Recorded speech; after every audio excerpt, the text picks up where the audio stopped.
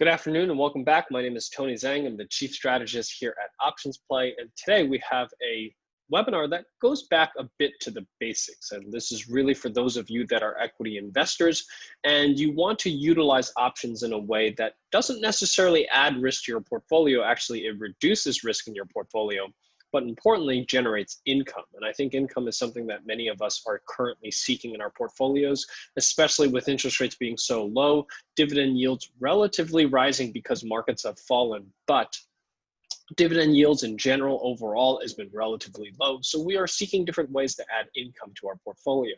So today what we're going to talk about is really less so about options trading and more so about equity investing and the income streams that you get as an equity investor and how you can augment that and increase that income yield or income stream that you receive from your dividends by adding cover calls and cash secured puts to your stock portfolio that can generate additional yield. Many times that additional yield is 2 to 3 times what you would traditionally get from your dividend investments. So let's go ahead and get started. Now, before I do, just a quick disclaimer. What we're going to discuss here today is purely for demonstration purposes. It is not a solicitation or recommendation to buy or sell any specific securities.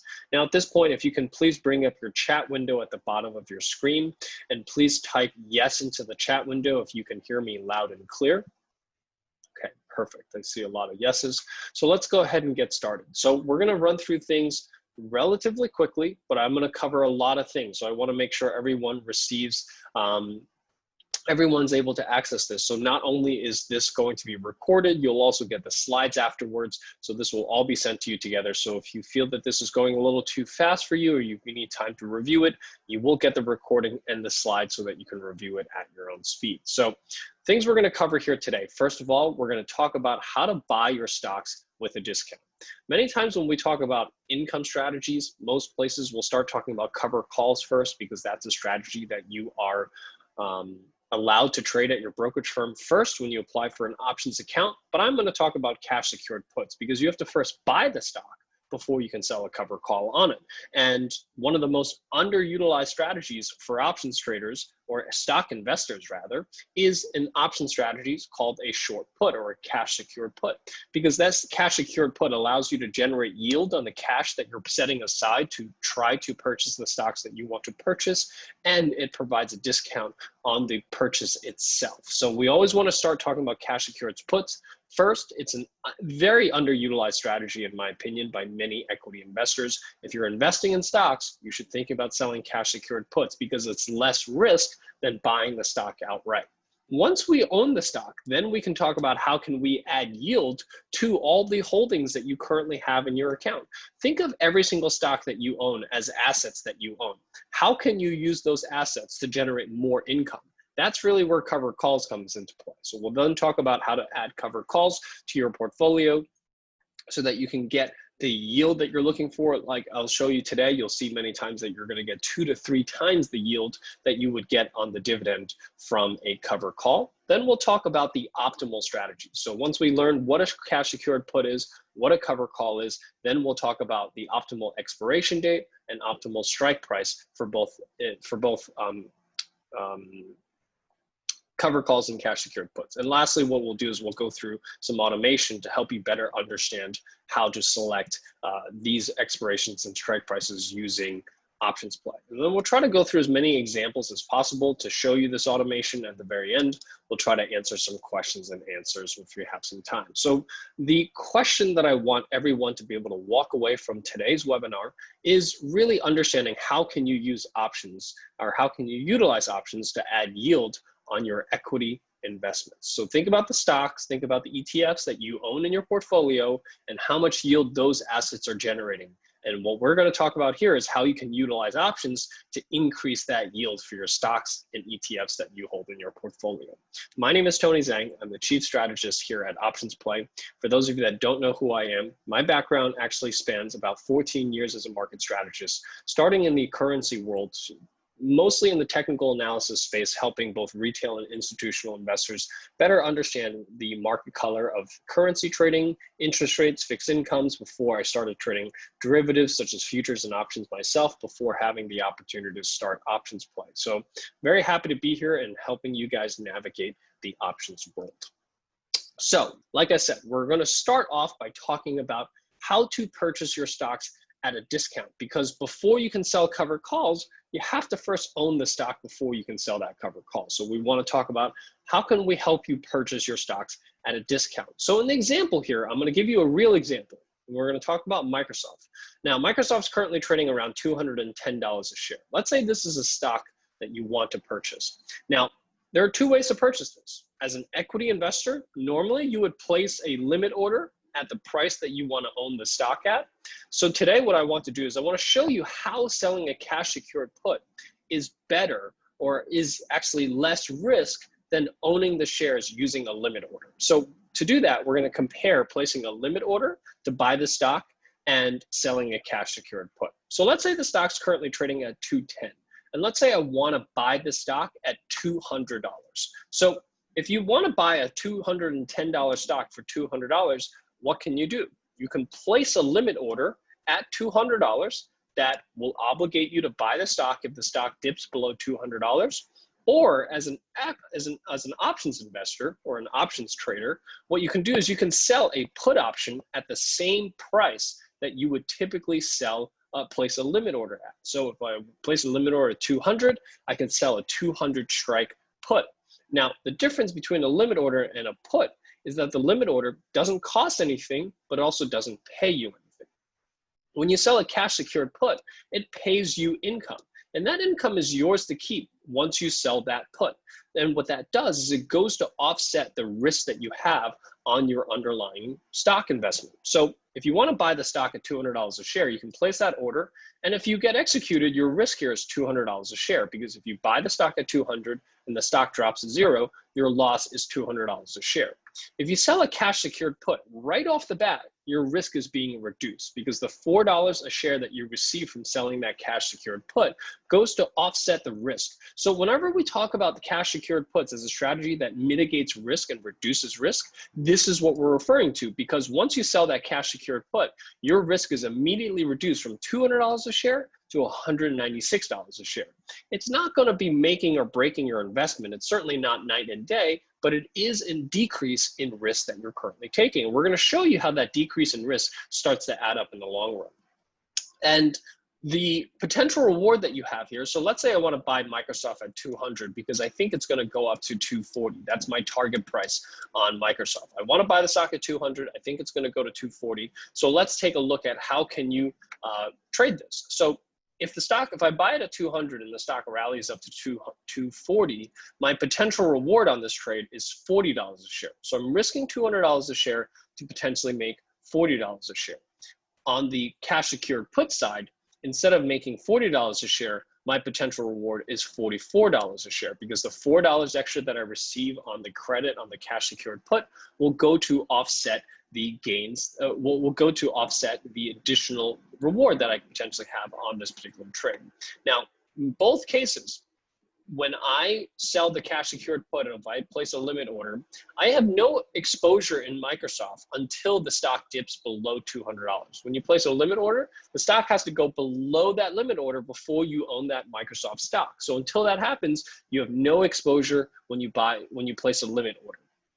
When you sell a cash secured put, if the stock stays above 200, not only do you have no exposure in Microsoft, but you get $4 that you can keep. And at that point, what you can do is you can decide, do you want to sell another put? So if the puts expire worthless, you can choose to sell another put and collect more income. Because every single time you place an order, whether it's a limit order or a cash secured put, you have to set aside cash in order to place that limit order. And you certainly need to set aside cash to place that cash secured put. Now, is that cash working for you? In the limit order, it's not working for you. It's not providing you any yield. But in this particular case, what it's providing you is a 2% yield, because if you receive $4 out of a $200 stock, that's 2% of the underlying stock price in this particular case, let's say it's 3 weeks from today or 4 weeks from today when you sell this put, you're receiving 2% yield in just a few weeks. That adds up in the long run if this is what you're using for all of your stock purchases, okay? So just to recap a cash secured put. It allows you to purchase your stock at the price that you want to acquire, just like a limit order. But when you sell a cash secured put, just like a limit order, it obligates you to buy the stock at the strike price. Just like when you place that limit order, it obligates you to buy the stock at 200. And the only difference here between a limit order and a cash secured put is that a cash secured put must deliver at least 100 shares per contract. You could place a limit order for any number of shares, even 1 share if you wanted to. On a cash secured put, you have to trade in 100 share increments. So this strategy is only suitable for those of you that are selling cash secured puts on stocks that you can afford to buy 100 shares of. So 100 shares of Microsoft, that's going to cost you roughly $20,000. So not suitable for all of your stock investments, and certainly more suitable for the lower price stocks and the higher price stocks like Amazon. Probably out of reach for many people to sell puts on Amazon, but for the stocks on the lower price stocks or for larger portfolios or larger trades, you can use cash secured puts to enter these trades. Now, once you sell your cash secured put, you'll either be required to put up the cash or the margin in order to sell the puts. I suggest that for equity investors who are looking to use this to help you buy your stocks is to make sure you always have the cash to purchase the shares when you sell that cash secured put. Now, when you use this strategy, it usually provides a discount of somewhere in the 1 to 2% range of the underlying stock price per month. That adds up quite a bit in the long run. Think about every single stock investments you've made. If you're able to collect 1 to 2% discount on that stock purchase, how does that increase the returns on your portfolio? It does add up in the long run. And when you sell this cash secured put, there are 2 possible outcomes. Either the stock is above the strike price, meaning above that 200 level, or it's below that $200 level. So it's either above or below. If the stock stays above your strike price, meaning the short put never gets put to you and you don't own the stock, you do keep that $4, you keep that income, and you can choose to sell another put and collect another $4 and keep doing that until the stock actually is put to you and you actually own the stock. Just like a limit order that is, perhaps let's say you put a 30-day limit order on a stock. If that limit order doesn't get executed, you can choose to place another limit order because you still want to own the stock. It's the same concept when you sell a cash secured put. The difference here is that you're getting paid income for that cash secured put that you get to keep, and you can sell again if you want to continue owning that stock.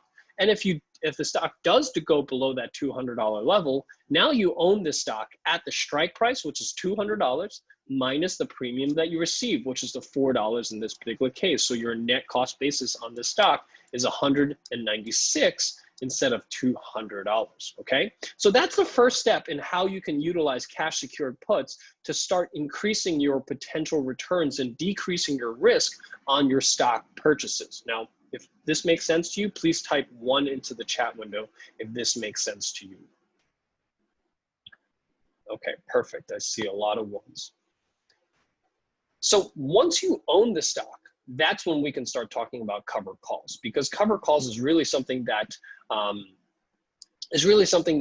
many of investors who start with options, this is the first strategy you learn about. This is the first strategy you're allowed to execute. And this is the strategy that everyone, I think, is generally familiar with. It's really the cash secured put that I see many investors that sell covered calls are not utilizing. But in my opinion, before you think about selling covered calls, you should first think about selling cash secured puts. Now, when you use the cash secured puts to acquire the stocks, now let's talk about selling a covered call. So now let's say I own 100 shares of Microsoft and I have a target price of 240. So I think the stock's going to rally up to 240. So what I do is I can sell a covered call at the 240 target price. Or if you were just an equity investor, meaning if you're not trading options, what you can do is you can place a limit order at the $240 mark, that's your target price, and just simply wait for the stock to rally. That could happen next week, next month, next year, 10 years from now. You don't know. So you place that limit order and you effectively wait. Now, I generally don't like waiting because I don't know how long it's going to take. So I'd like to generate some yield while I wait. And that's really where cover calls come into play. So in this particular example, what I'm doing is I'm selling the same, a cover call at the same price that I would place a limit order at. So here a July 240 cover call. And let's say this cover call generates $2 in income. One of the things you're going to notice as we go through more examples is that the cover call yields, or the income that you receive on a cover call, is generally going to be less than the income that you receive on the cash secured put. This is something that we'll start looking at as to why when we start looking at strike prices. So in the limit order world, my risk remains the same. I'm still risking $200 a share because that's where I picked up the stock, and my potential reward is capped at $40 a share because if the stock rises up to 240, I will get executed on that limit order and I would take a $40 profit. But as you can see on the cover call side, by selling that cover call, I further reduce my risk. And everything regarding selling cash secured puts and selling cover calls is really all about reducing the risk of your equity investments, because every single time you sell a cash secured put or a cover call, what you're doing is you're reducing the effective cost basis of your stock purchase. So when I sold the cover call, the cash secured put, I took my risk from $200 a share down to $196. When I sell the cover call, I'm reducing it even further, another $2 from $196 down to $194. And what that does is it increases my potential reward now, because now my risk to reward goes from $200 to $40 to $194 to $46. So my risk to reward starts to improve. The more cover calls I sell, the more cash secured puts I sell on the Microsoft stock, the better my risk to reward becomes on my equity investments. Now, as an equity investor, I will maintain exposure in Microsoft and keep collecting dividends on the stock if it's a dividend-paying stock until the stock rises up to 240.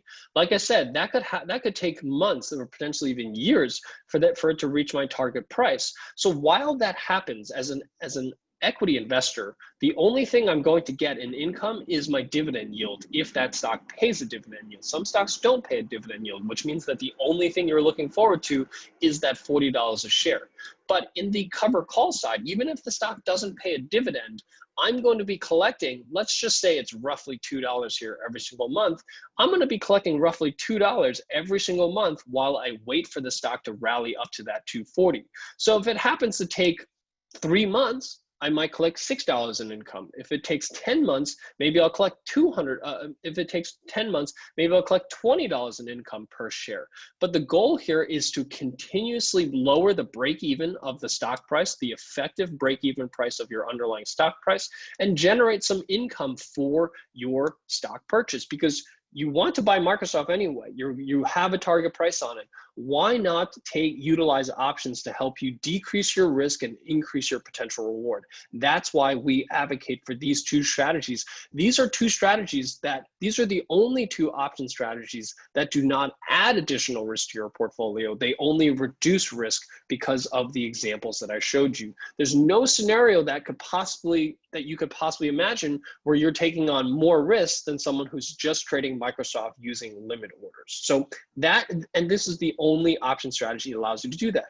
And if you're brand new to options trading, this is the best way, in my opinion, to truly learn about how the price of the underlying stock and time affects the value of your call option or put option. Because when you sell this cash secured put for $4 and you wait as Microsoft increases or decreases between now and expiration, you're going to see how the value of this put option increases or decreases. And that's how you learn about how calls and puts are affected based on the price of the stock and time. And as you sell cover calls, when you sell this for $2 and you realize the 240 calls cost $2, you'll see that value of that call increase or decrease as the stock goes higher and lower. And that's a really good, valuable lesson for you to learn about how call and put prices are affected based on different things in the market. That's going to be very useful when you start thinking about buying calls, buying puts, and trading more complex strategies like spreads. So this is why this is the beginner strategy, because it doesn't add additional risk and it gives you a really good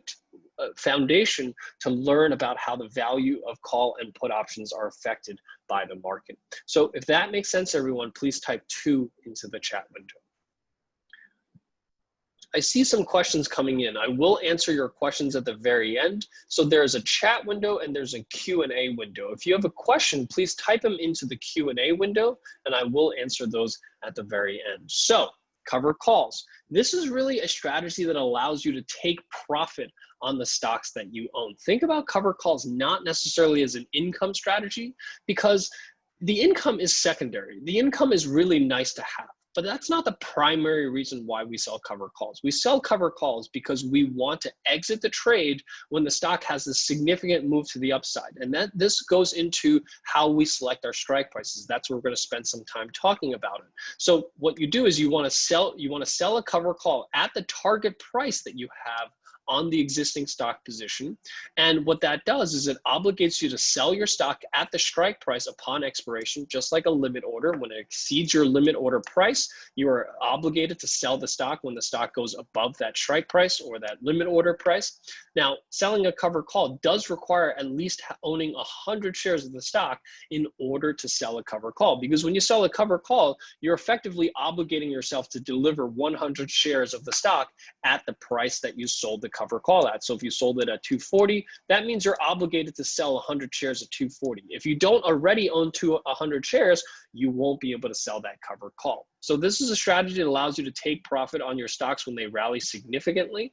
And when this happens, you have two possible outcomes. The stock can either stay below your strike price or it can go above your strike price. If the stock stays below your strike price, the calls just expire worthless. You keep your $2 income and you could place another cover call at that 240 level and generate more income and keep collecting income until 1 month the stock does rally above 240. And then now what you've done is you've sold your stock for a profit.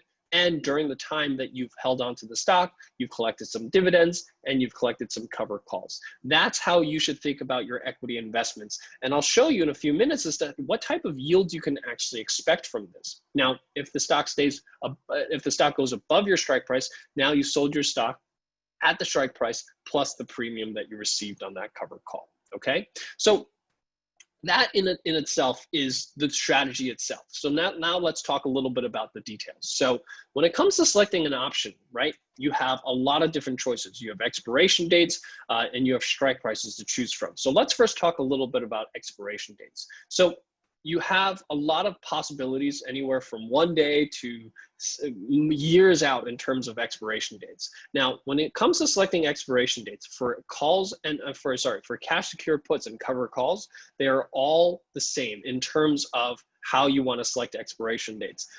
And we have a whole webinar just on this alone, but general rule of thumb here is when you're selecting expiration dates for cover calls and cash secured puts, you generally want to lean towards the shorter end of the spectrum. 30 to 45 days out is usually a good starting point. The reason for this is predominantly for two reasons. Number one, because of earnings. When you sell a cover call or a cash secured put, generally speaking, you want to avoid earnings. Now, if you sell a 1 month call, you can do that 12 times a year.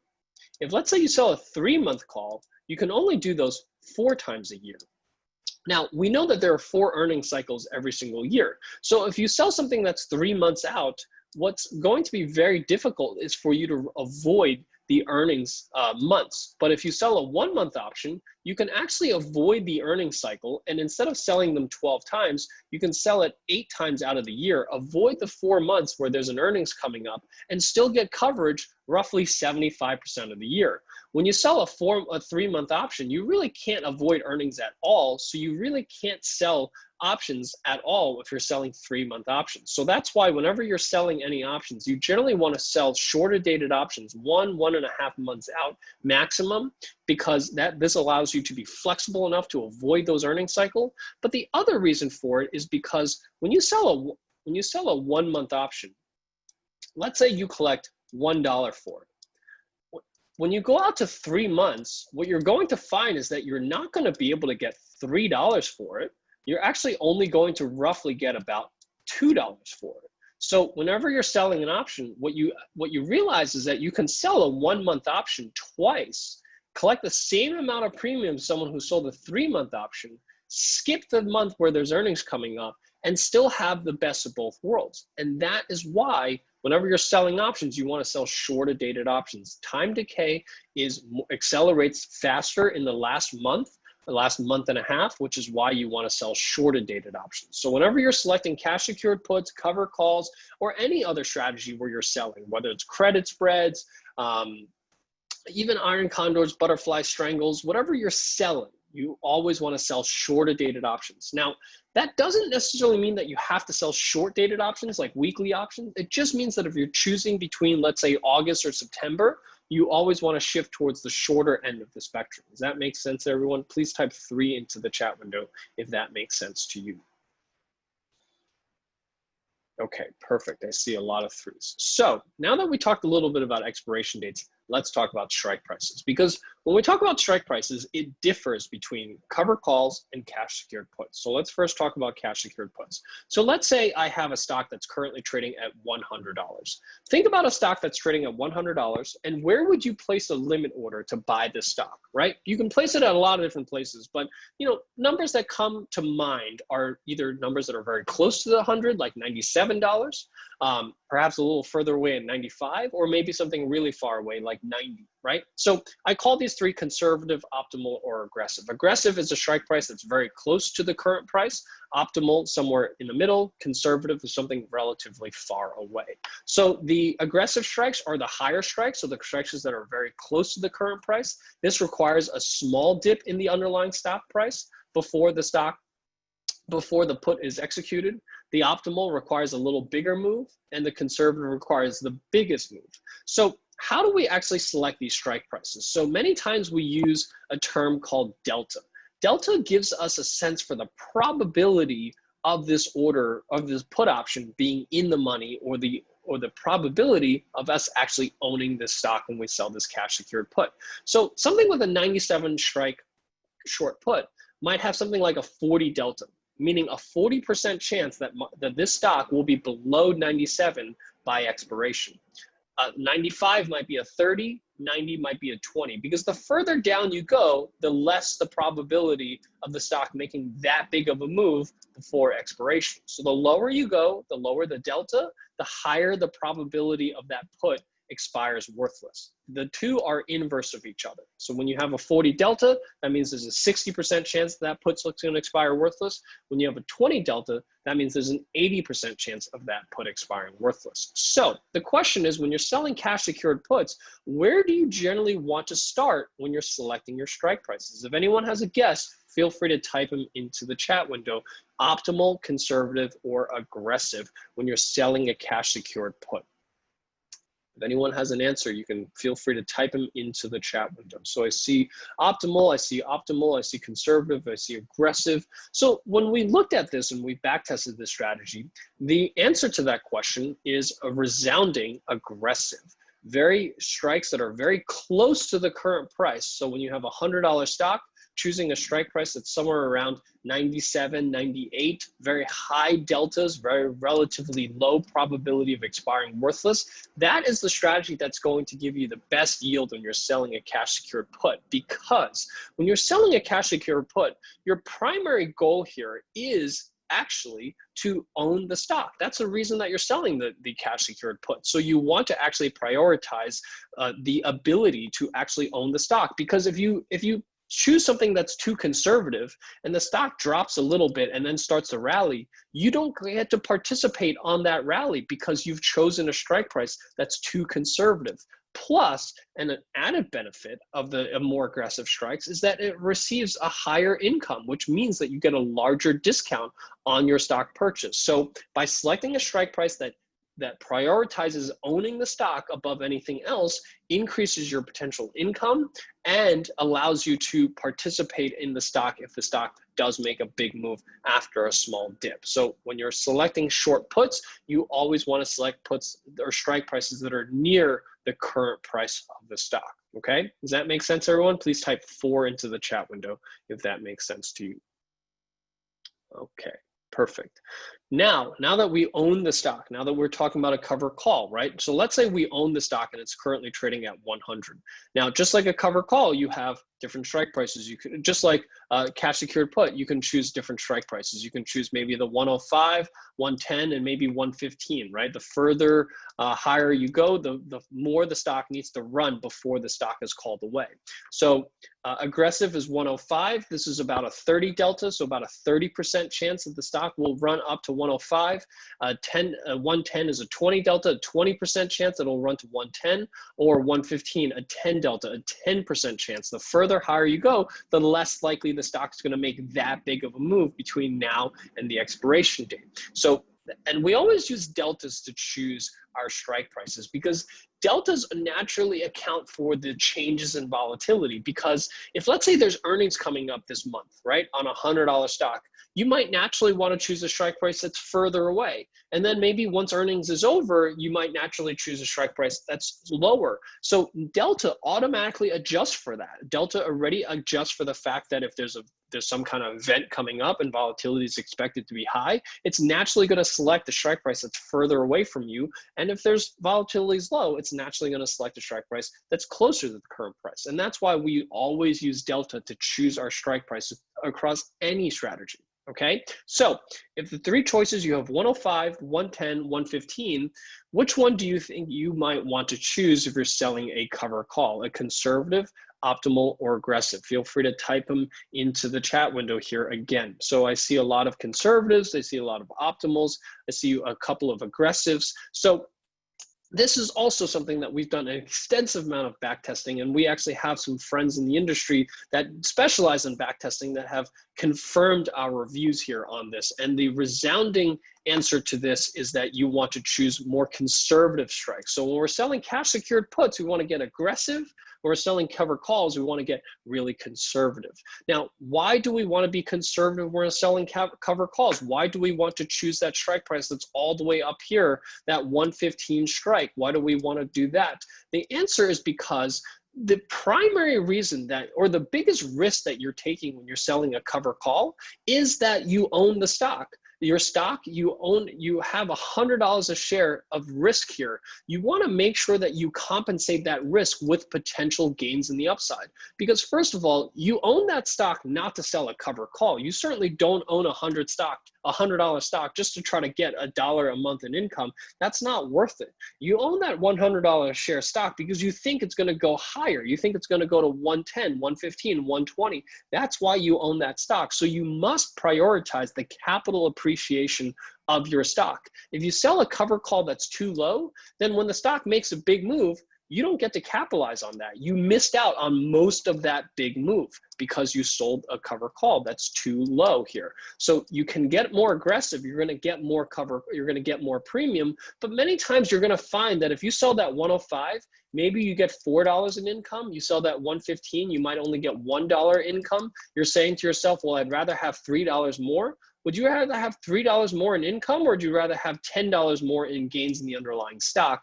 The resounding backtest that we've done since 2007 to today is that every single time you sell a more aggressive cover call, yes, you get a more income, but that's going to actually be lost, more than lost, because of what you give up, if you will, in the capital appreciation of your underlying stock. So lower income on the cover call is going to lead to a larger gain in the underlying stock. And the backtest clearly shows that what you gain in lost revenue on the underlying stock outweighs the additional income that you receive. So many times when we see investors, they always seek the more aggressive cover call because in their minds, they're thinking, I want higher income. But what you don't realize is that you're giving up much bigger gains to the upside. And we clearly can show you in the backtest that the gains that you're giving up outweigh the additional $2-3 that you might be getting on that cover call. Does that make sense, everyone? Please type 5 into the chat window if that makes sense to you. Perfect. Okay. So bit of a summary, and then let's get to some of the real examples here. So you want to start acquiring shares at a discount using a cash secured put. Cash secured puts will always have less risk than buying the stock outright using a limit order if you place your cash secured puts at the same strike price that you would place your limit order at. Once you own that stock, when you start selling covered calls, you must start selling covered calls immediately after acquiring these shares. Now, the reason I'm putting that in there is because I get a lot of questions from users who will say, I bought a stock at 100. It's fallen now down to $70. Can I now start selling covered calls, or do you think I should start selling covered calls because I want to start recovering some of my losses? The answer to it is you can, but it's a little too late by that, because you can't really sell a 130 covered call when the stock's trading at 70. You're not going to get enough premium for that. So you're going to have to sell a covered call that's maybe at 80 or 85, which is below your cost basis. So you risk losing your shares at a loss. So when you're selling covered calls, you must start immediately after you acquire the shares. If you wait until you've had a huge loss, it's too late to start selling covered calls. Whenever we're talking about expiration dates, you always want to choose shorter dated options. Usually 30 to 45 days is a good starting point. And when you're selling cash secured puts, you always want to start with strike prices near the current price when you're selling a put. And then when you're selling a covered call, you always want to sell covered calls further away from your stock price, and always try to avoid selling these types of strategies going into earnings, okay? So that's just a quick summary of what we discussed here today. I think the best way to learn always is to use some real examples. So what I'm gonna do is I'm gonna use, let's use Microsoft as a real example here. So the tool itself, this is OptionsPlay. All of you have access to OptionsPlay either through a free trial or a membership. If you do not have access to it, we will show you here in a few minutes as to how to access it. The tool itself is designed from the ground up to really make your options trading as easy as possible. And the tool itself is divided into 3 sections. You have trade ideas, watch list, and portfolio on the left-hand side. You have your security analysis panel here in the middle to tell you where the stock is and how strong it is and how it's performing.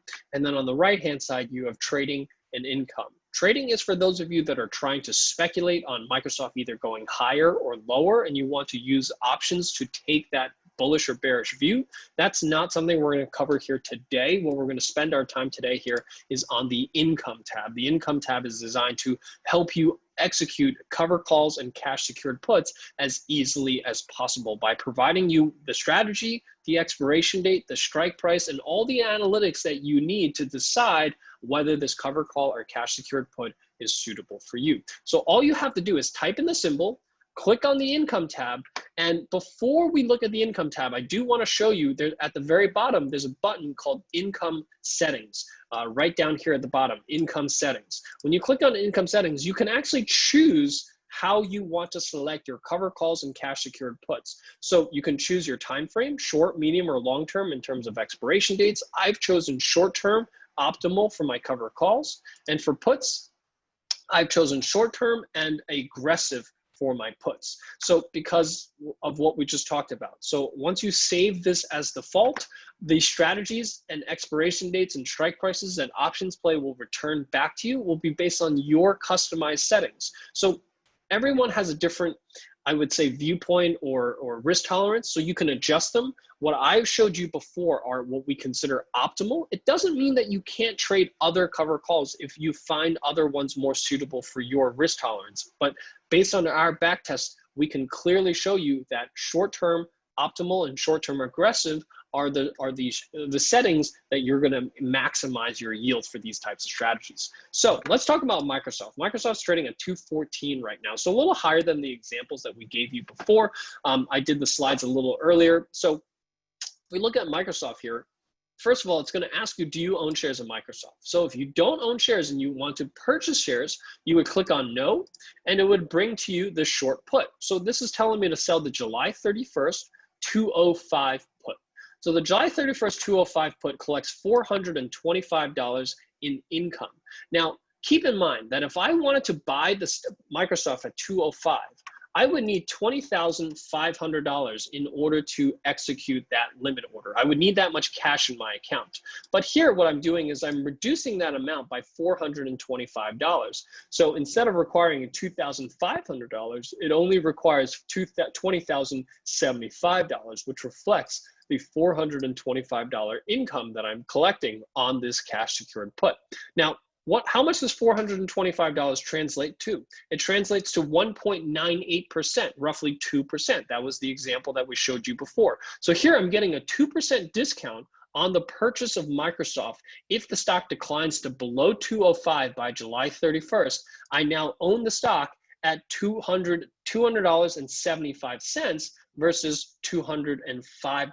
So a $4.25 discount on the stock purchase, which annualizes my cash out to 32%, which means that if this Microsoft trade never gets executed and Microsoft just continues to rally, I'm still getting 32% yield on the roughly $20,000 that I have to set aside for the next 22 days to hold on to this cash secured put.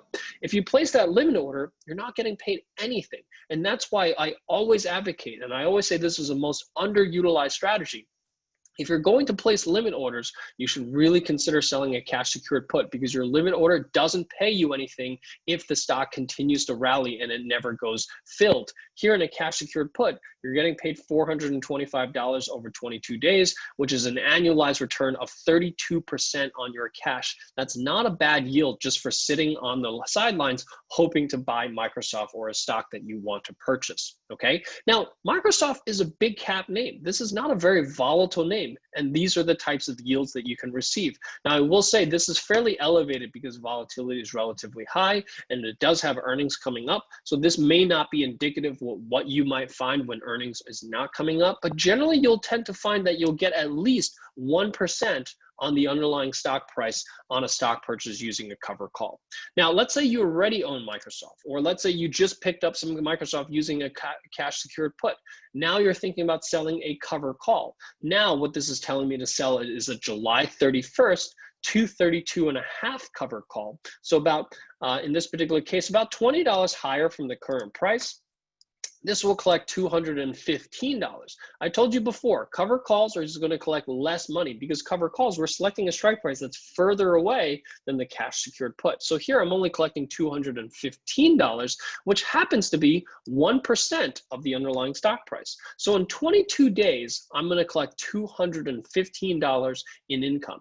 If you own Microsoft, you're collecting roughly $51 per quarter in dividends. You're collecting roughly $200 per year on Microsoft. Here I'm collecting $215 in 22 days. That's the difference in terms of yield. So the yield that I get on Microsoft is just shy of 1%, 0.94%. But the yield that I'm getting on the cover call is 16%. That is a huge difference between the two, between a dividend yield and a cover call. Again, this is a little elevated because earnings are coming up, and I know I tell you not to sell cover calls going into earnings, and we'll find some examples where there are not earnings coming up. So this is really how you can utilize OptionsPlay to quickly type in a symbol and quickly understand what expiration date and what strike price and how much yield are you actually getting to decide whether it's a strategy for you. So let me pull up the earnings calendar. Let me go out beyond. Let's say I'm looking at something like, let's look at Uber. Let's say you think this is a good turnaround stock, you think it's going to come around, and you want to pick up some shares of Uber. So Uber is trading at $33. That's a much more smaller cap, much more lower price stock, probably in the range that most people can afford 100 shares of. So to buy 100 shares of Uber at $31 would normally cost you $3,100. But if you sold the put, you're collecting $95 in income, which is 2.87% of the underlying stock price. So before we said Microsoft gives you a 2% discount. Here for Uber stock, you're getting almost a 3% discount because Uber is more volatile, so the puts will collect more income. And here I'm collecting a yield of 47%. So even if I never get filled and Uber just keeps running and I never get filled on that, I at least get paid 47% yield on the roughly $3,000 that I have to put aside to sell this cash secured put. Otherwise, I'm just sitting on the sidelines waiting for Uber to get filled, and I'm not getting paid any yield for this. Here, I'm getting paid $95 every 22 days. And if I choose to do this over and over and over again, because Uber just keeps going higher and higher and higher, I'm at least getting a significant amount of yield on my cash that I'm setting aside to try to place that order. Because when you place a limit order, cash is leaving your account. It's removed from your buying power. You can't do anything else with that cash. It's certainly not generating you any yield. And we don't think of that cash that's sitting in your brokerage account that your brokerage firm is earning interest on, but you're not earning any interest on. So this is really something that you should consider. Now, if you think about once you own the stock, now the stock's trading at 33. Now let's take a look at how can we take advantage so that if the stock is to rally significantly, we're able to take profits. Because when a stock rallies significantly, if you don't take profits and the stock falls, that's an unrealized gain, right? So how can we turn our unrealized gains into realized gains is by taking profits when the stock rallies. And that's really what cover calls allow us to do. So here, this is telling me to sell the July 31st, $38 call options. Here, as you can see, it collects $41 in income over 22 days, roughly half of what I got on the cover on the cash secured put. But as you can see, that's still 1.24% of the underlying stock price in just 22 days on a stock that pays 0 dividends. So you could be holding on to Uber for months on end and getting paid 0 other than if the stock goes higher or lower. But during that time, you can realize an income stream by selling cover calls. This annualizes out to 20% yield on the stock that you own. So here you're getting 0% yield. By selling cover calls, you're adding about a 20% yield on top of that. Those are the types of yields that you want to start incorporating into your portfolio. Now, this is by no means a stock that is very volatile, because you can find significantly more volatile stocks that will pay you significantly more income. But I'm not going to go through that. I just want to go through some large cap stocks that many of us may actually, be interested in picking up. Look at CVS. We'll take a look at CVS real quick. And the goal here is to just show you how easy it is to use a platform like this without having to pull up the option chain.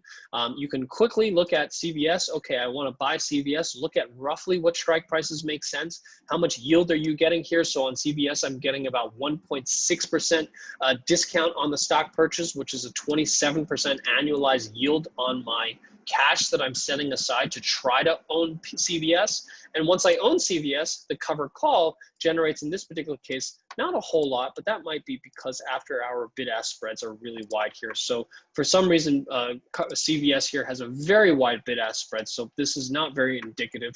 But let's say the mid price here is around 93 cents. So I'm collecting $93, which is 1.5% of the underlying stock price in 22 days. That's a yield of 25% on a stock that pays you a 3% dividend yield. So yes, CVS pays a decent dividend yield, but notice how much more you'd be receiving on a cash secured put. So I'm sorry, on a cover call, which increases your total yield between the dividend and the cover call to about 28%. You're moving from about 3% to 28% by adding that cover call. These are significant differences in terms of income. And this is the incomes that I think sometimes investors aren't really clear as far as how much they get. And if you're just looking at an options chain, it doesn't tell you how much yield you're getting. And sometimes you miss out on some pretty spectacular yields. And that's part of why we built this platform, is to help, number one, educate and help you analyze these strategies and show you these strategies without having to pull up that options chain and figure out for yourself where you want to start. This gives you a starting point. It also gives you the analytics so you can see how much yield you might be missing from your stock portfolio by not adding cover calls and not using cash secured puts to buy your stocks. So that covers what I wanted to show you here today. I hope that this was helpful in giving you a better understanding as to how to navigate our platform, understanding the strategies themselves. So with that, I want to thank Erna for taking the time out here this afternoon. And I just want to thank our members for supporting us and allowing us to continue to do this. If you do not already have access to OptionsPlay, if you're a first-time user, welcome. You can sign up for a free 30-day trial at OptionsPlay.com, which I will post here into the chat window for those of you that are brand new. If you're on a trial or your trial is just expiring and you want to have access to the tool, you can click on this link here, trade.optionsplay.com/member to become a member. Membership is just $75 a month or $500 a year to continue your access to the tools, the ideas, and the education that we do every single week. So with that, what I'll do is I'll open this up for Q&A. And while I do that, I do want to point out a few things. So for those of you that are interested in these strategies, we have a lot of different things that are designed to help you execute these strategies. So we have reports that go out every single day. We have both a cover call and a cash secured put report.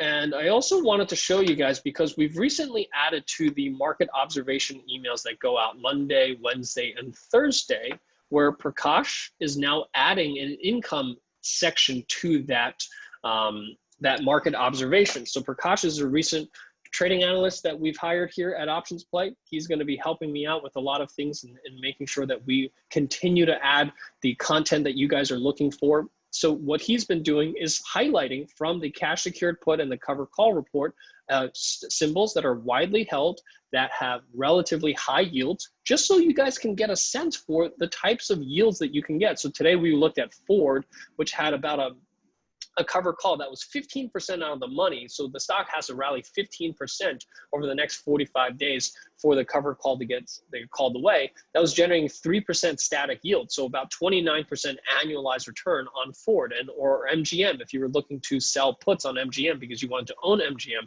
they were generating about a 12% discount on the stock purchase. These are really high numbers right now because of the implied volatility that we're currently seeing in the markets. And the VIX is currently trading at a relatively low number, around 27%. And the average IB rank of all the stocks in the S&P 500 is only at 27, so fairly muted, but we're still seeing these high premiums. So the report that we send out is designed to give you a sense for where to start, and Prakash is every single day highlighting a couple of interesting names just to give you guys a sense for the types of yields you can receive from the names in the S&P 500. So please make sure you check that out in our Monday, Wednesday, and Thursday market observations email that is sent out when we're not doing the Tuesday and Friday morning outlooks. So the report that we send out, this is what you get every single day. This is updated every single day, twice a day, once in the morning, once in the afternoon. So it's always updated. And what it does is it shows you based on the ticker, it's organized based on annualized return. So what you can see is how much premium you can actually receive. So if you're selling cover calls, you just find the stocks that you own. So let's say you own Boeing. So Boeing currently trading at around 173. You can sell the 225 strike price, which is 25% out of the money. So Boeing has to rally 25% over the next month for this to be called away. And it generates, this is annualized return, not distance to strike. So you are getting about a 25% return on Boeing, and this is trading at 225, which is $50 higher than the current price. That is almost 30% higher than the current price. So the stock has to rally 30% for Boeing stock to get called away. If it doesn't, you're generating a 25% yield on a stock that doesn't pay a lot of dividends at the moment. So this is how you can use this report for both cover calls or cash secured puts. As you can see, the put side, really big returns, really big discounts. Now, a lot of names maybe you don't want to touch. Maybe you don't want to touch American Airlines or United Airlines, but as you go down the list, maybe you might find some names that you want to venture into, such as Wynn, or maybe Dish Networks, communications, something we've discussed on our market outlook sessions. 8% discount, almost 9% discount selling a cash secured put on Dish versus buying that limit order. So before you buy a stock, take a look at this report. Maybe the stock that you want to purchase doesn't have a big discount and you walk away. But maybe you look at this and you say, well, I'm interested in Discover, and it generates about an 8% discount. Would you like an 8% discount on your stock purchase? I certainly would take a look at that as opposed to just outright buying the stock. So I hope that this is helpful in giving you better understanding about the strategy, giving you a better understanding as to how OptionsPlay is here to help support you and give you the tools that you need to be able to find and execute these strategies in your portfolio. So with that, what I'm going to do is sorry about the delay, but I am going to now go back to the questions. So if you have a question, please, there's a chat window and a Q&A window. Please type your questions into the Q&A window. I'm going to answer questions out of that. So someone asked me to take a NKLA. I'll take a look at that, but we'll take a look at that tomorrow morning in our market outlook sessions. That's when we look at symbols together. So today what we're focusing on is really just answering your questions regarding cover calls and option strategies. So Jock is saying, congratulations on your excellent program. Thank you so much. About cash secured puts. I'm always wondered if it is sound and safe to use cash secured puts. For instance, I was about to follow Prakash's idea to sell a $65 put on SPG when it's trading at 65. The stock plummeted at 61. So Jock, you should not sell a cash secured put on a stock that you're not sure that you want to own. You only want to sell cash secured puts on stocks that you want to own. And we're not saying that cash secured puts is going to somehow prevent you from losing money if the stock plummets. There's nothing in the world that's going to prevent that. But if you're thinking about buying the stock at 65 using a limit order versus a cash secured put, the cash secured put is going to give you some protection, but it's not going to protect you if the stock goes to zero. I was showing you here before, the risk difference between Microsoft at 200 and 196, that's a $4 difference. That's not going to make or break your investment. So keep that in mind. This is not some magic thing that somehow just avoids having losses when you buy a stock and the stock falls, okay? So keep that in mind. I am long-term bullish on Teva. What do you think about it from a technical perspective? So I'm happy to answer some of your questions regarding stocks, but again, this is not the forum for that. I want to answer questions regarding cover calls and cash secured puts first. If you want to create income but don't want to own the stock at expiration, what delta should one use to sell a cash secured put? You shouldn't sell cash secured puts at all if you don't want to own the stock. If you don't want to own the stock and you want to sell puts, sell credit spreads. That allows you to potentially own the stock or sell a spread that's relatively hedged. And that's one way to also reduce the margin requirement on selling a stock. But you should never sell a put or really a cash secured put on a stock that you don't want to own. This is not a strategy for that. Can you typically do a cash secured put in a retirement account? Most retirement accounts can, because you have the cash. You need to have the cash in order to sell a put. That's why most retirement accounts do allow it. How far out do you place the cash secured put? I think we answered that from both an expiration date and strike price perspective during the session. If you use margin or you charge interest on your cash secured put transaction, yes, most brokerage firms would do that. Jock is saying, what do you think of the strategy to add a stop sell at the exercise price to mitigate the risk of the stock going lower than the X? Well, that's really what a credit spread is, right? A credit spread is selling a $200 strike put and then maybe buying a 180 put. So if the stock drops to, let's say, 100, your risk is only the $20 difference between the 200 and the 180 that you've purchased. So if you really, first of all, you probably shouldn't be selling a cash secured put on a stock that you think is going to drop from 200 to 100. But if you're really concerned about that, sell a credit spread rather than selling the cash secured put. Generally, sometimes see that a stock can run away from you in the case of a put and you don't have the money to purchase the stock at a higher value. In this case, you need to move on.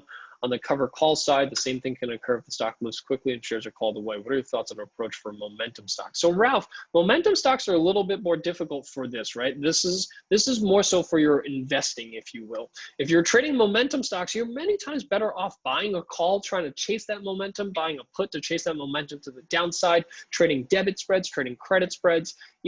Selling cash secured puts and cover calls is more so for the stocks that you have long-term investments in. Michael is saying, is it possible to unwind the cover call in one transaction? If so, which brokers are allowing this type of trade? Are you referring to unwinding the stock and the cover call in one transaction? The answer is yes. Most brokers allow you to add a order where it's a stock leg and an options leg. So at least, when I trade at TD Ameritrade, you can do that. Tasty Trade, you can do that. Most of the legacy brokers, you can do that. I can't speak for everyone, but most brokers would allow you to unwind the stock and the call leg at once.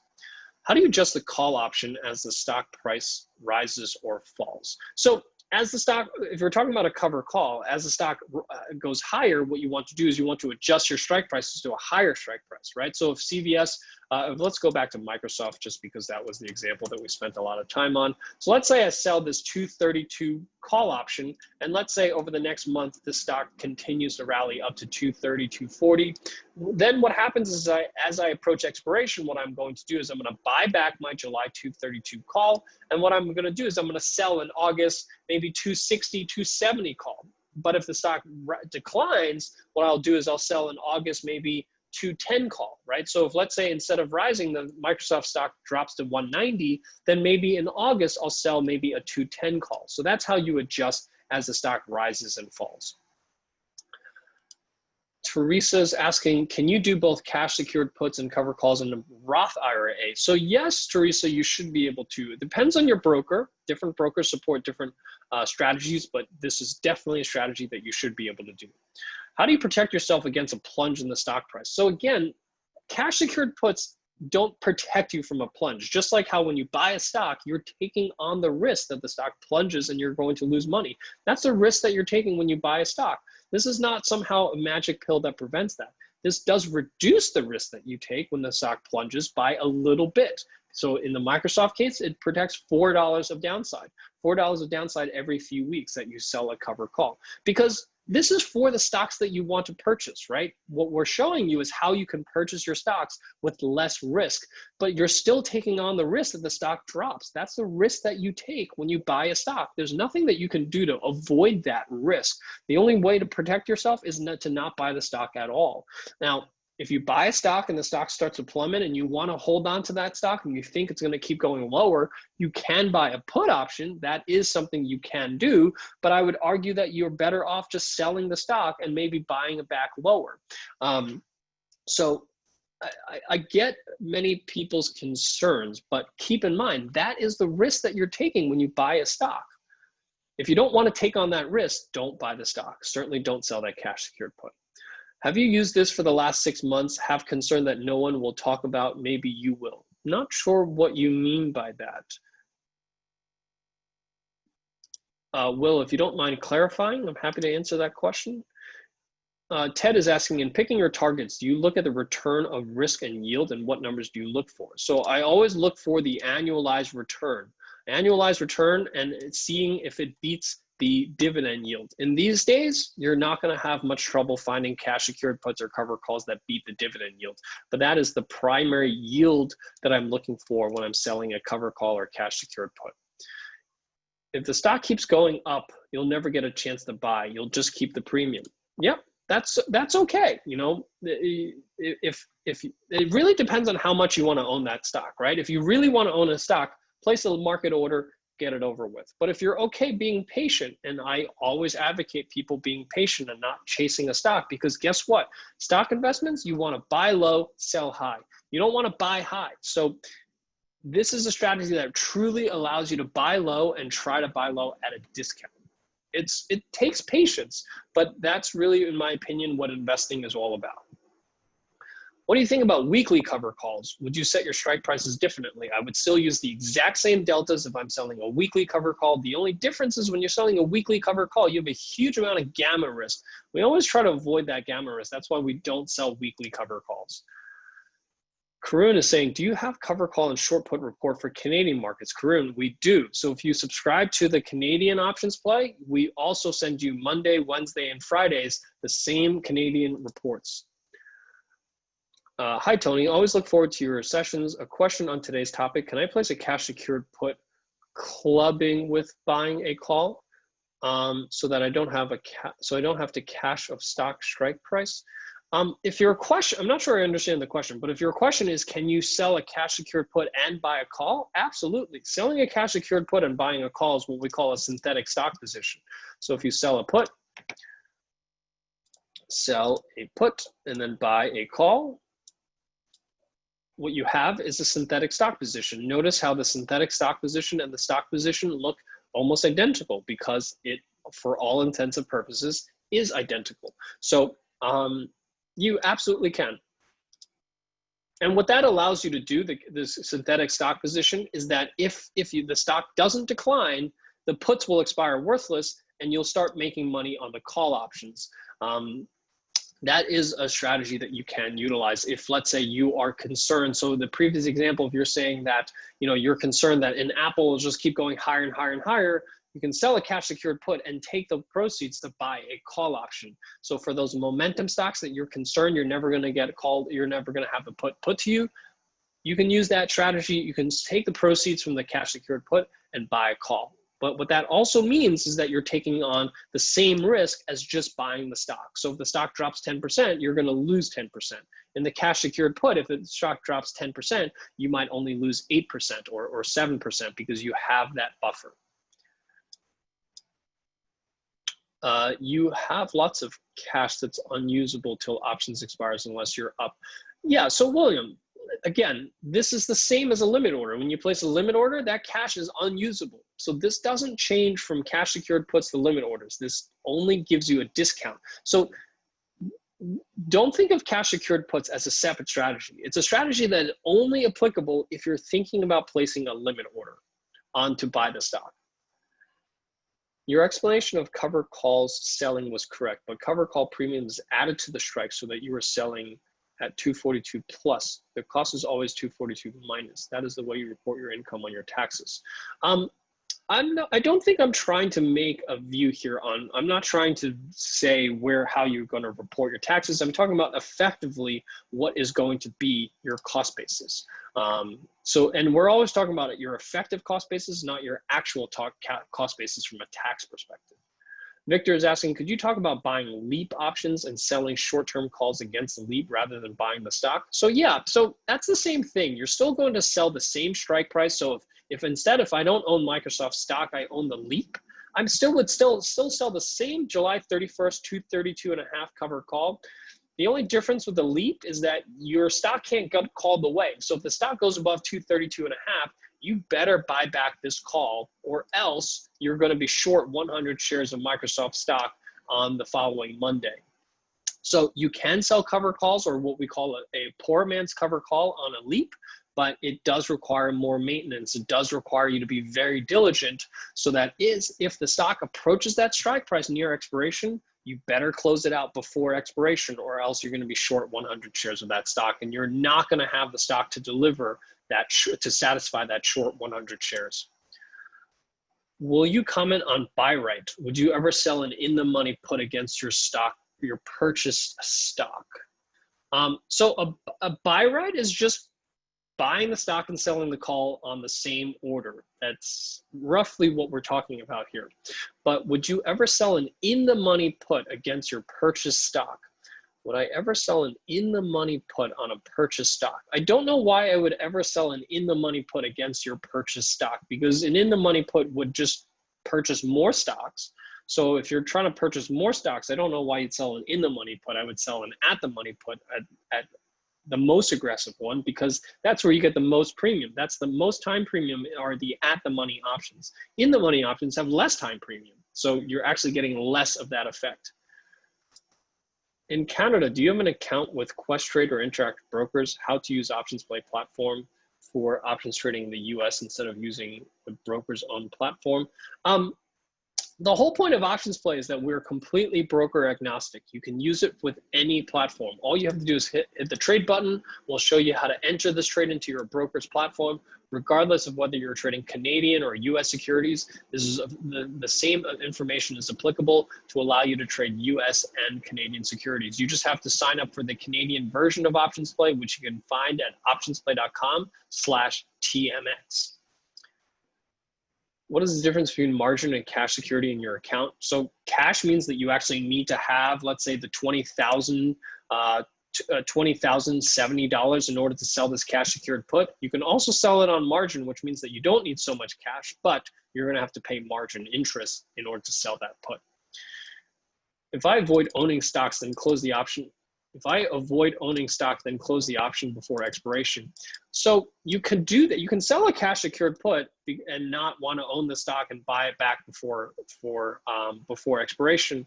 But I really don't see why anyone would do that. Why would you take on $20,000 worth of risk for $430 if you don't want to own the stock? You only take on this type of risk because you want to own that stock.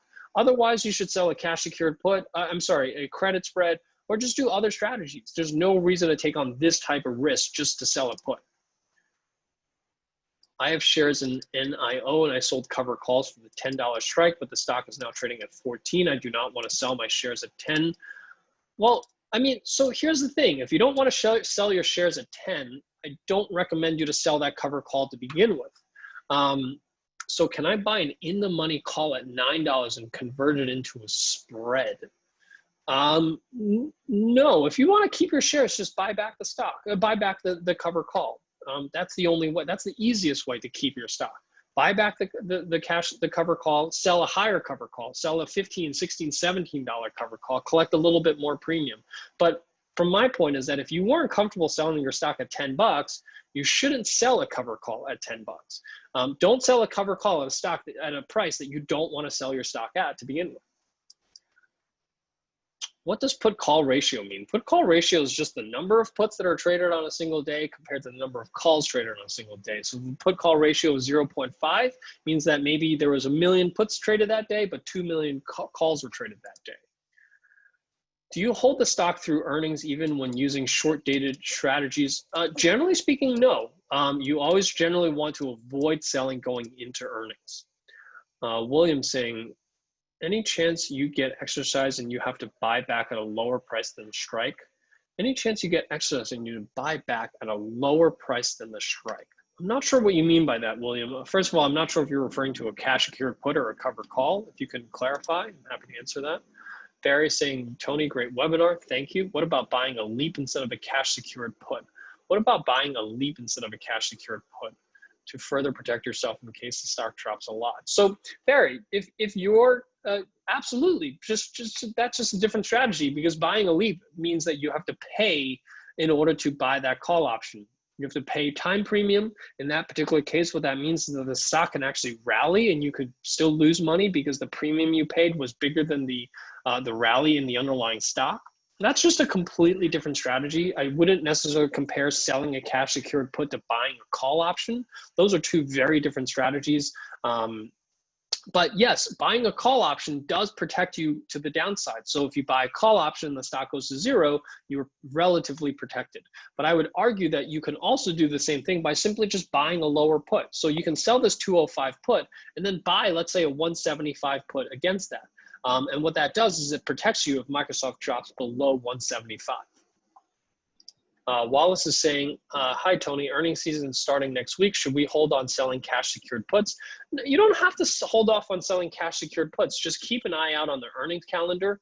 And you want to go further out in time. The ones that are reporting past, let's say, starting in August, those are the ones that you can still sell cover calls on. Activision, Disney, CVS, Roku, Uber. These are all perfectly fine on selling cash secured puts.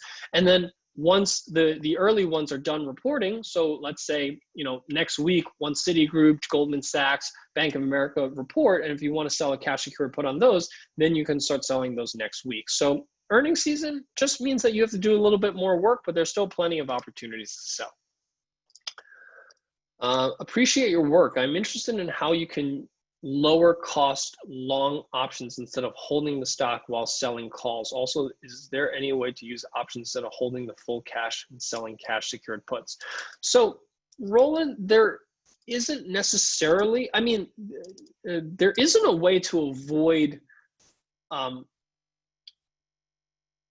well, let me see if I can break up this question. So how can you lower the cost of long options instead of holding the stock when selling calls?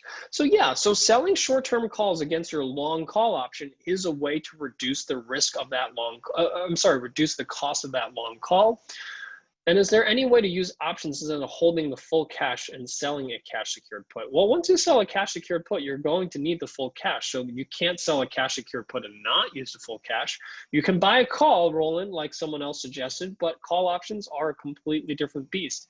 When you buy a call option, the stock needs to rally a significant amount in order for you to offset the cost of that call. So there isn't some magic bullet that allows you to potentially own the stock without requiring you to hold the cash. You can sell a credit spread, but once that short put gets assigned to you, you're still going to need that cash. So unfortunately, there isn't some magic bullet that just does that for you. Can I sell cover calls against call options instead of stock? Absolutely, you can. But again, when you do that, you have to be careful, because if the stock goes above your short strike, then you're going to have to deliver 100 shares. If you don't have those 100 shares, you might have to exercise your long call option. That's going to lose your time premium. That's not something you want to do, or you're going to have to immediately liquidate on Monday morning your short stock position. If selling cover, Robert is asking, if selling cover calls, do you suggest collaring it with a long put? So that's up to you, because once you buy that long put, you're going to basically negate the cost of the income that you receive on the cover call. And the short put, I mean, the put that you purchase is actually going to cost more, generally speaking, than the income you receive on the cover call. So you can do that, but you want to be very selective as to only doing that when you believe that the stock is going to drop. You don't want to just always have a collar, because that's just going to cost you money as opposed to generating income for you. I have not received a single recording of your webinars nor the slides. So why don't you send me an email at info@optionsplay.com. We're happy to look into that for you, but you can also follow us on YouTube. I highly recommend, actually, for those of you to follow us on YouTube, because when you follow us on YouTube, every single time we place a recording, you get a notification. You follow us and you can, let's see. I'm going to post a link into the chat window.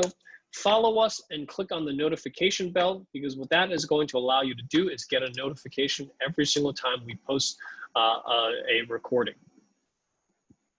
How far away from earnings should your expiration date be? It doesn't have to be more than a day or two. In terms of cover calls, being conservative versus aggressive, can you not be aggressive to increase revenue and manage the position to increase the strike price so you're not exercised? Manage the position to increase the strike so that you're not exercised. Roland, you certainly can get more aggressive and get more revenue, but as we said before, that extra revenue that you get does not compensate for the upside that you're giving up on the underlying stock.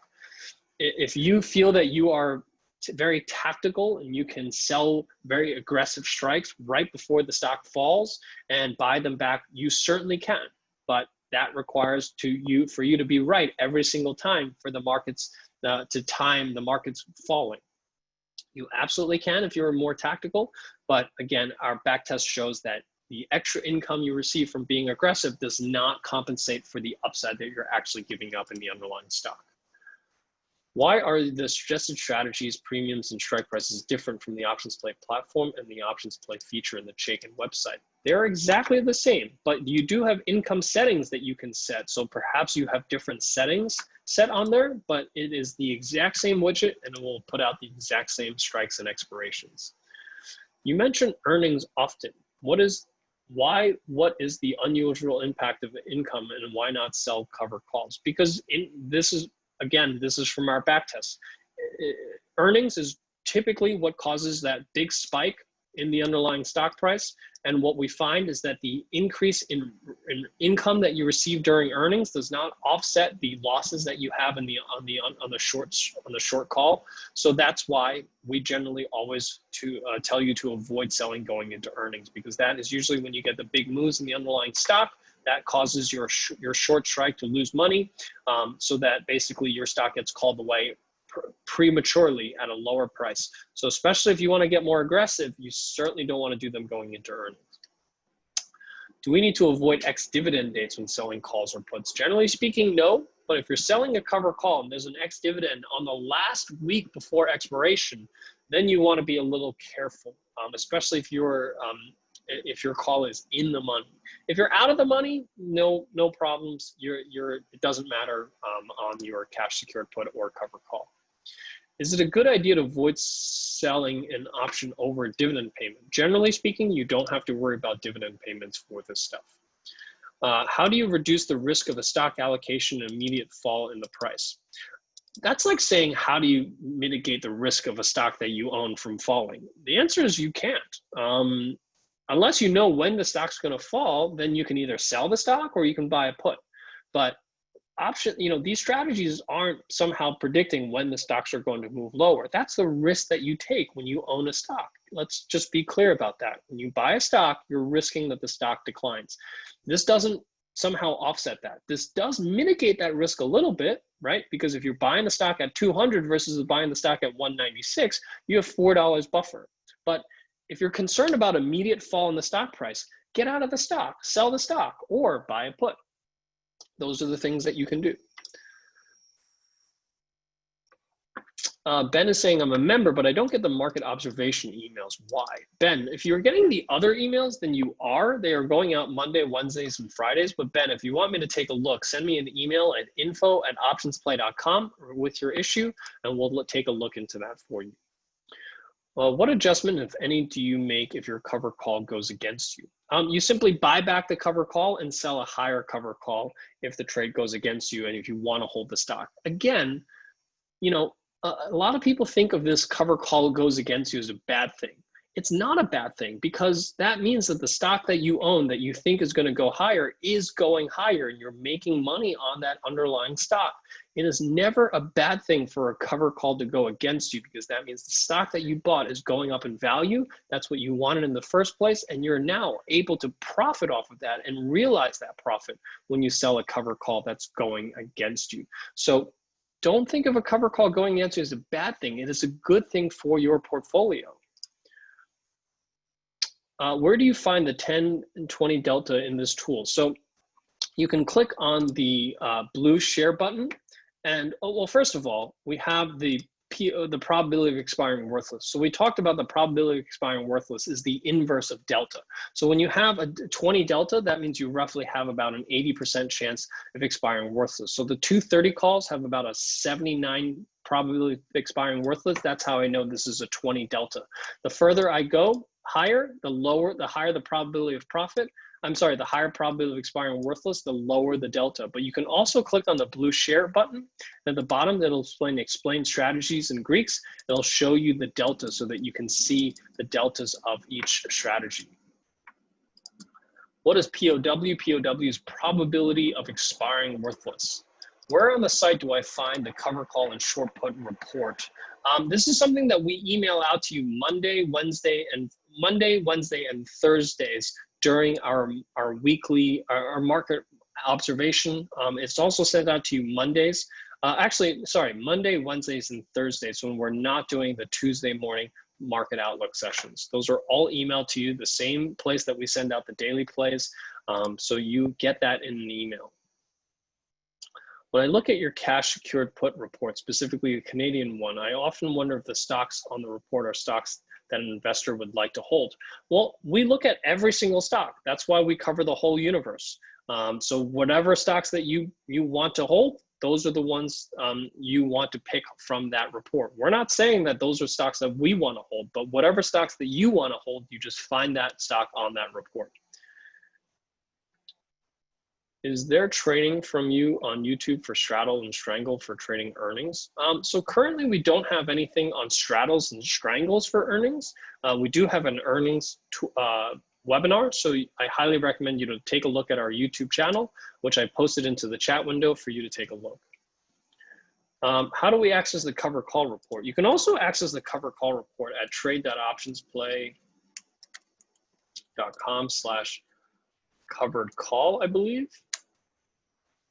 Nope. 1 second, I will get you the links.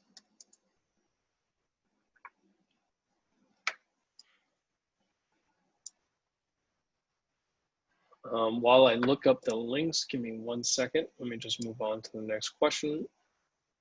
I'm a member but not receiving any analysis emails, so please send me an email at info@optionsplay.com, Ralph. And we'll take a look into why you're not receiving it. Chances are you either unsubscribed to our emails, which is possible, but we'll take a look. Send us an email and we'll find out for you. Let's see, you guys are looking for the links for the cover call and cash secured put reports.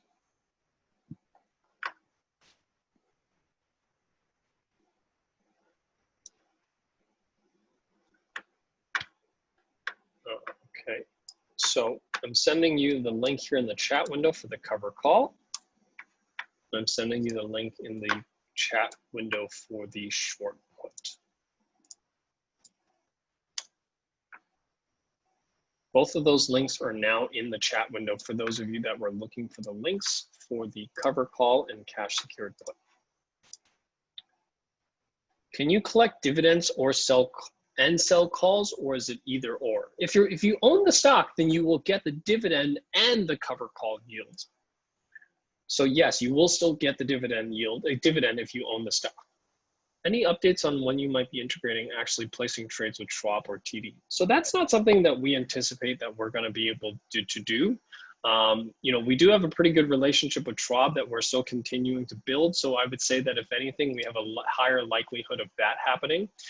We do have the integration to Street Smart Edge. So I will be talking to them to see if that's something that we can work out, but that's not something they currently support as external providers being able to enter trades. How do you access the spreadsheets? I just sent the link to everyone here in the chat window. I didn't get that report this morning. So again, if you didn't get the report, send us an email at info@optionsplay.com and we'll take a look at that for you. The reports are sent to you by email. They go out at 11 a.m. Eastern every single day. What time of day do the reports are always at the same place. They don't come out at any time, but they are updated at 10 a.m. and 3 p.m. every single day. Is the conservative, optimal, or aggressive options for cover calls and cash secured put dependent on technical score? No, they are not dependent on any directional views. They are all probability based. They do not have any directional bias in the markets. Why 4 to 6 weeks out? Why would you not have much more beneficial time decay with 1 to 3 weeks rolling? It's because 1 to 3 week options have too much of gamma risk, and the gamma risk starts to outweigh the benefits that you get on the more beneficial time decay. You're absolutely right. 1 to 3 weeks out, you get better time decay, but that time decay is not that much more, and the gamma risk that you start to take in the last week offsets that additional benefit that you have from time decay. Well, what happens if you already own the stock for some time and you still want to sell cover calls? Any disadvantage? If you are profitable on that trade, not at all. If you are losing money on that trade by a significant margin, then yes, because you are potentially selling your stock at a loss. Does OptionsPlay have educational material on the membership or only the tools that you showed? Yes, we do. On our YouTube channel, we have a video just on OptionsPlay's tools and services if you want to learn more about everything that you get as a member. Does the platform also work for option spreads? Yes, we have lots of videos and education on option spreads, and our platform is really built from the ground up to allow you to trade and analyze those spreads. Do I have to trade on my broker, or do you have a trading platform? You still have to trade with your broker. You analyze your trades using OptionsPlay, and then you place your trades still with your broker. Is there any way to use these strategies on high notional stocks that you can't afford to own 100 shares of? Absolutely. You wouldn't use these strategies because these strategies require you to own 100 shares, but you can certainly trade them. So if you want to trade Amazon, you can trade debit spreads on Amazon's that you can trade, you know, a 40, 50 point wide credit, a debit or credit spread on Amazon. So, you know, Amazon has cost you $318,000 to buy 100 shares, but to buy a call spread only costs you $15,000, a fraction of the cost. So yes, there absolutely are many ways that you can use options to trade these high price stocks. If a cover call is in the money, I want to maintain the stock. What roll strategies do you recommend? You just use the exact same tool to find your new strike to roll to. That's it. So if you sold Microsoft, let's say $200 calls, and the stock's now at 214, what you want to do is you want to roll your $200 call to that 232.5 call. So you always just come back to OptionsPlay. It'll always spit out the new cover call to sell based on the new prices, and you want to roll it to that new expiration and strike price. How can we use OptionsPlay to show an ideal credit spread? I only see debit spreads. So Laura, that is something that we're currently working on, but we do have some reports coming out that will give you your ideal credit spreads to sell. If you sell a naked cover call and it gets exercised, what will happen next? You will be short 100 shares of that stock at the price that you sold the stock at. So if you sold this 205, I'm sorry, if you sold the 232 naked call, then you would be short the stock at 232. So if the stock's at 250, you'd be down 12.5 bucks on that trade per share. Say a stock is at 100. If I sell a say a stock is at 100. If I sell a cash secured put for $97, 22 days out, but 3 days after the stock drops to 90, what do you suggest I do then? I suggest that you stick with it. Chances are if the stock drops to $90, it could bounce back to 95 or 97. So especially if it happens in such a short amount of time, you want to capture your the $3 that you sold the cash secured put at. So again, this doesn't protect you from losing money if the stock drops, right? Because if you buy the stock and the stock drops, you're going to lose money. Here, you're just losing $3 less. So I just want to be, again, clear about that. Some of the suggestions go against bull bear sentiment as posted on your site. Do you weigh that into cash secured puts or selling cover calls? Ralph, you have to make your own decisions as to what stocks you want to sell a cash secured put on. The optimal put puts every single stock up there. We don't have any directional views here on this cash secured put. So whatever stocks that you want to buy, those are the ones that you want to look up.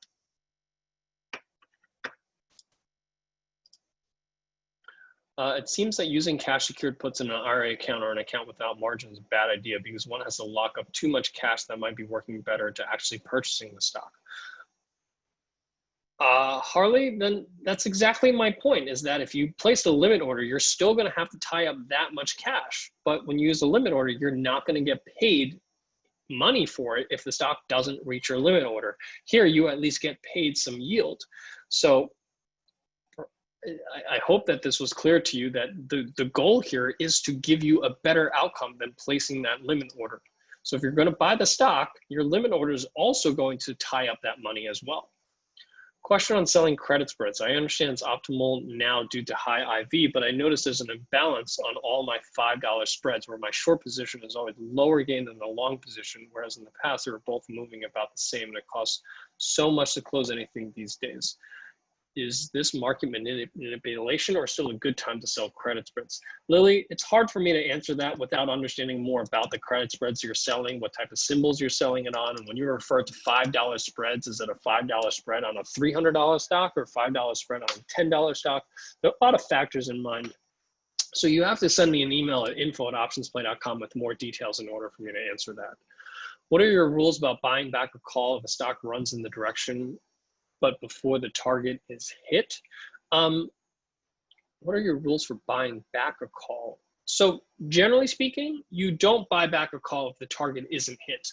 You only buy back a call if you're approaching the last week and the stock is above the strike price. For a $100 stock today, I sold a 115 call, but if the stock drops to 70, what will be the strategy going forward? So that's a really good question, right? So I would argue that you should sell a $100 call option, cover call. If the stock recovers to 100 and you want to keep holding onto that stock, then you want to roll it higher.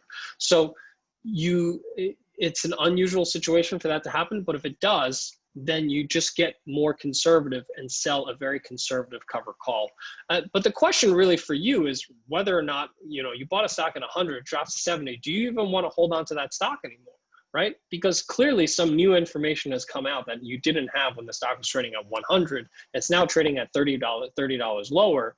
Is that a stock that you still want to hold? Chances are it's not. You should probably just sell the stock and move on to the next trade. That would be my advice to you. Why do you want to avoid selling earnings? I think I just addressed that already as far as why we avoid earnings going into a cover call or cash secured put. Revenue Canada does not allow cash secured puts in registered accounts. I do know that that is a problem in Canada, is that you can't sell a cash secured put in Canada in a registered account. So unfortunately, I can't do anything about that. You can only do that in a regular brokerage account. Brian saying, I own 100 shares of Square. What strike should I look at for selling cover calls? Well, you're saying it moves a lot, but that's why we use Delta. Delta naturally accounts for a higher volatility and selects a higher strike price. So that's why it's telling you to sell the 155 cover calls on a stock that's only trading at 130, that's $25 higher in just 22 days. Because Square is more volatile, Delta naturally adjusts your strike prices further away. That's the beauty of using Delta to select your strike prices.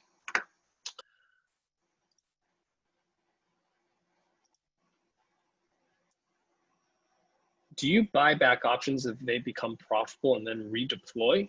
It depends on what type of strategy you're referring to, Brendan. So generally speaking, that's true, but it really just depends on the strategy and what you're seeking. Will this be posted on YouTube? Yes, it will be posted on YouTube, and we will send you the recording and the slides afterwards. What delta do you roll your cover calls up and out to? The same delta that I originally entered the trade in, which is roughly about a 10 to 15 delta. Greg, yeah, delta is not only defined as the price change per $1 change in the underlying stock, but it also is used as a probability of the strike being in the money at expiration.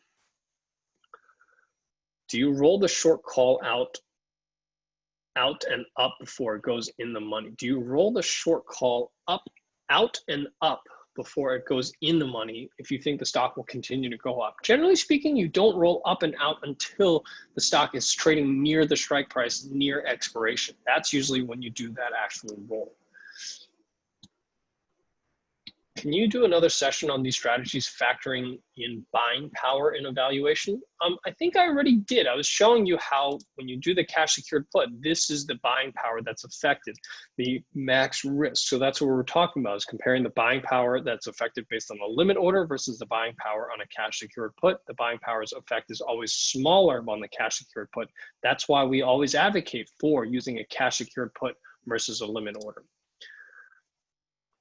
Do you structure the PMCC to not lose? What's a PMCC? I'm not sure what PMCC is, Brendan. You said not to chase the stock high, but we see tech stocks keep moving ahead. What's your advice? My advice is don't chase it. If you're going to chase it, use options. So here's the thing. I'm not saying that you shouldn't chase it. If you want to chase it, there are plenty of other strategies to chase it. Buy a call spread, sell a put credit spread. There are plenty of other strategies for chasing high-flying momentum stocks. We've traded some of them ourselves. Look at CrowdStrike. Those are some of the names that we're chasing using options, but you don't use cash secured puts to chase momentum stocks.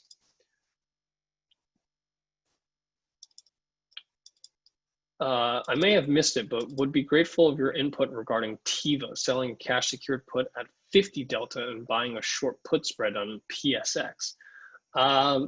So, I mean, I'm not sure what I can add here. I mean, those, selling a cash secured put's exactly what we're talking about. If you want to get more aggressive and sell a 50 delta, you certainly can at 11.5. That's roughly the 50 deltas. Just understand you're getting a 4.6% dividend, a 4.6% discount. If this is a stock that you like, certainly a strategy that you can do. Short put strike on PSX. I don't have a lot more to add on PSX, but similar type strategy. So absolutely. Donald, if you sell a naked put, does the cash it produces earn interest with the broker? Does the cash it produces? What about the cash received? So the cash received is not going to earn you any interest. That's just premium that you keep or a profit that you keep. But the cash that's set aside, what you're generating in terms of yield is the premium that you're receiving, Donald. William, needed this info about 2 weeks earlier. I appreciate it. Hopefully this helps you next time, William. Jock is saying, what's your wheel strategy? Selling cash secured puts and then selling cover calls works better with non-dividend stocks? I do this on all types of stocks. Dividend paying stocks, non-dividend paying stocks, ETFs. Can you filter your platform to set up poor man's cover calls? So poor man's cover calls is the same. There's no difference in terms of setup. You would sell the same expiration dates and strike prices for a poor man's cover call as you do for a long stock. So there's no difference in that. Can you please give examples of synthetic options? Sold a 120 cover call and the current stock price is 129. Not sure what a synthetic option is, to be perfectly honest, Ellen. If you could clarify. Do you sell cover calls against synthetic stock positions? You can, but I don't see why you would, because now you're just replacing a stock with 2 option legs. that is not a very efficient transaction, right? It costs you a lot more to transact in 2 option legs than it costs you to buy the stock. Why do that? And you're gonna have to do that and roll that every single time the options expire. So if you're gonna sell cover calls in the synthetic stock position, just buy the stock. You're gonna need the synthetic stock positions requires the same margin requirement as owning the stock.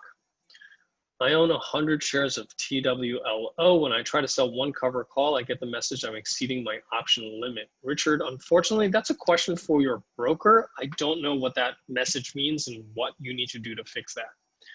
Can you comment on the older strategy of buying the stock and selling an at-the-money call for the income, doing this over and over again? Barry, so that strategy, you can do the back test on it. Doesn't work out very well. That is a very old strategy, but you can back test it. I've seen it. It doesn't bode very well. I'm not sure I'm able to deliver these 2 questions, but apologies if you already saw. I think I already talked about TIVA and SPSX. Can OptionsPlay hook into your broker? So currently, we do not hook into any brokers. We're completely broker agnostic. You can use this for any broker that you choose. Scott, we are currently working on that credit spread report. I should have that ready for next week. So we will definitely be sending out some materials with that when we push out that report. Okay, unfortunately, as much as I try to, I am running out of time, and I tried to cover as many questions as possible. We spent almost 2 hours here, but I want to again thank you so much for everyone for spending the time and participating. Thank you to our members. Thank you for everyone for supporting us and allowing us to continue to do this. I am back tomorrow morning at 9 a.m. to do a market outlook session so that you guys can all keep abreast as far as what's currently going on in the market. A lot of volatility today. Markets are holding up relatively well, so we'll talk a little bit about that, where we anticipate markets are going forward, and I'll give you a little preview on what we're going to talk about on CNBC tomorrow. So thank you so much. Have a great evening. We'll send out the recording and the slides after we finish here today, and I'll see you tomorrow morning. Have a good night.